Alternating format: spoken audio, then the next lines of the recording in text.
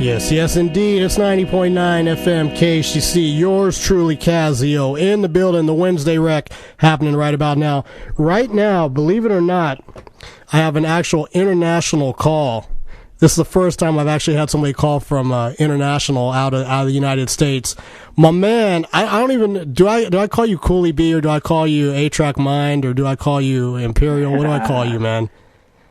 Hey, man. You can call me what's on my birth certificate, Imperial. Imperial. Now, this is weird, dude, because it's like, usually there's times like most of the time I interview somebody that I have, no history or no like knowledge of really. Like I go into it, kind of blindfolded. And then there's other times I interview people that like I kind of know from like seeing them around and whatnot. This guy, I know this guy since like 6th grade, so it's like kind of hard to like think of questions to come up with and make it seem relevant, because it'd be like otherwise. What do you mean, like drinking liquor at Natural Bridges? Hey man, I don't know what you're talking about, and actually I do. But so real quick, the artist formerly known as Coolie B. I can't even remember, what was your breaking name before Coolie B? Rock Wiz. Rock Wiz. Okay, there you go. That was way back. Santa Cruz native. Hasn't really been heard from out here on the Central Coast in, I don't know, what, like 15 years? I don't know, dude. Days are turning into months or turning into years nowadays, so what? Okay, so let me bring it up to speed real quick here, because see, it's 7 o'clock here on the West Coast, 7:10. It's actually 4:10 a.m. out in Sweden, where Imperial's calling from. So he's a little groggy still, But yeah, that's right. It ain't about. I haven't been partying all night, dude. It's just early. Dude, I heard you just got back from a Stonehenge or something. Yeah, dude. That kind of stuff's happening in my backyard. You and Spinal Tap. Nah, so what it is Coolie B, or Imperial, I keep saying Coolie B. Let's see, that just, I'm going back too far. Imperial, longtime DJ out here on the Central Coast, Santa Cruz and whatnot. In the early 90s, after we graduated high school, started putting out music. He did a lot of stuff with a lot of local artists, BC Chill, did some stuff with MC Time, the West Coast Terrorists. He did some scratching on Tongue Twister's record, I believe. Then Master Kurt. Yeah, exactly, working with Master Kurt, doing stuff when Kurt still had a little studio out there by the boardwalk. That's right, dude, Midtown. Many years ago.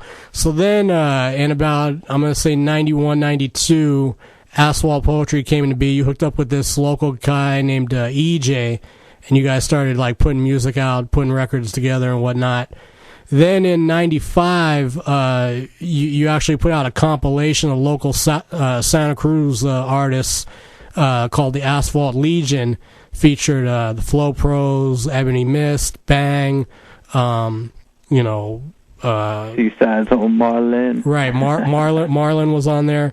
And that was kind of like a few years later, actually around, I'm going to say 2003, 2004, there was a compilation that came out called the Rec League All-Stars. And talking to the guys who put that together, they highly credit the Asphalt Legion compilation as being an inspiration to do that.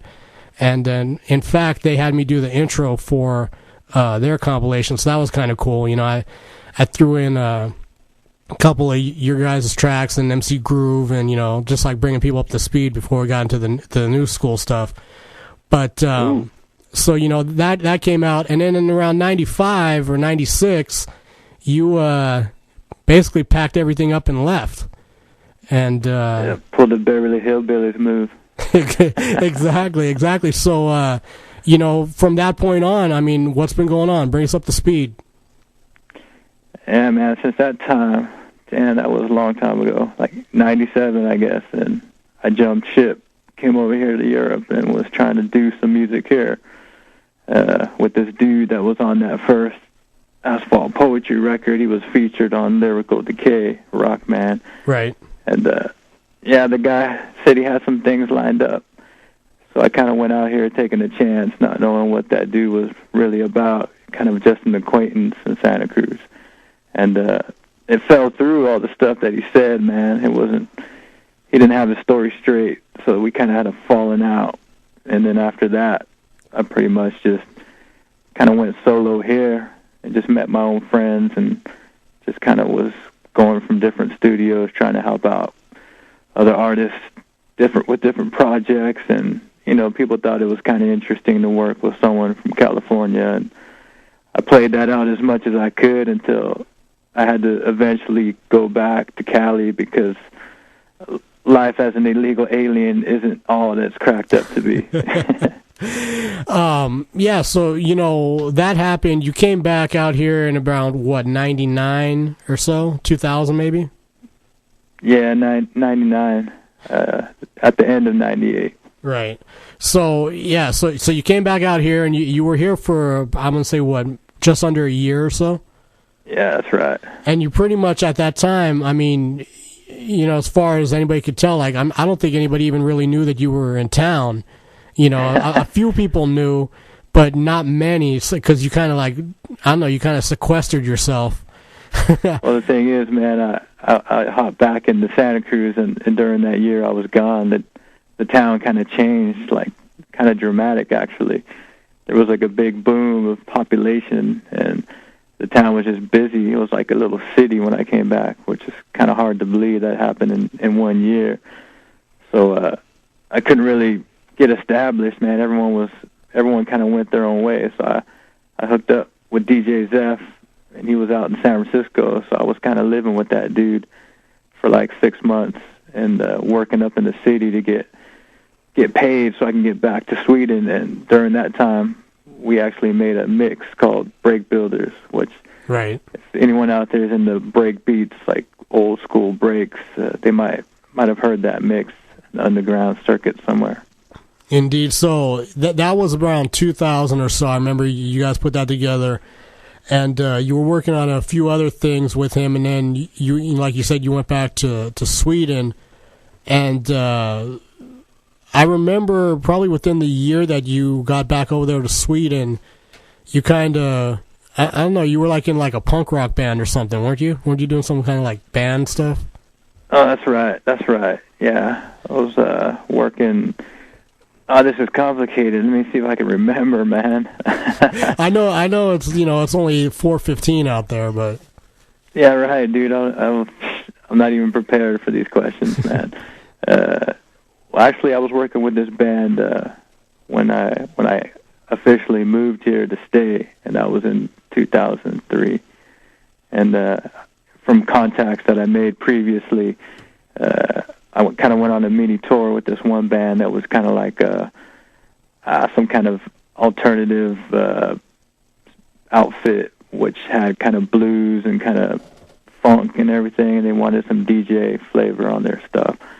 And then from that, I met this other dude who was kind of playing bass, who kind of he had this other thing going on that was just kind of more hardcore, kind of punk, up-tempo, and I actually ended up doing vocals on that project, so right. I stepped up to that project on the mic, and then, yeah, we did some tracks and kind of made some noise here.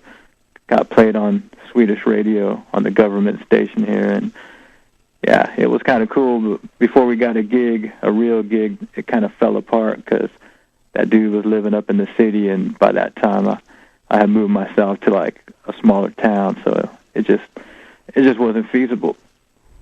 Right.